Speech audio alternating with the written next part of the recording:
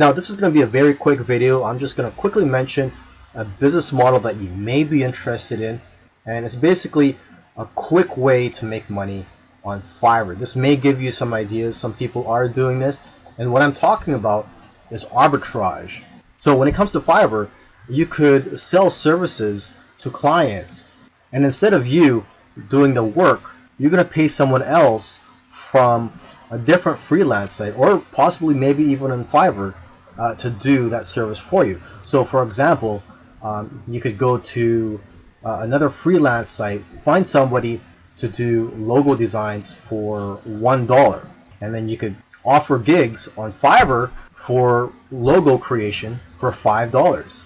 So basically you're making a profit of $4 less fees. Another example is SEO. You could provide an SEO service. You could go to an SEO freelance site such as SEOclerks.com, and they have a lot of cheap services here related to SEO, and you could provide similar services on Fiverr for a much higher price. So for example, the first thing I see here is rank first on Google with massive authority, edgy backlinks, and this is $15.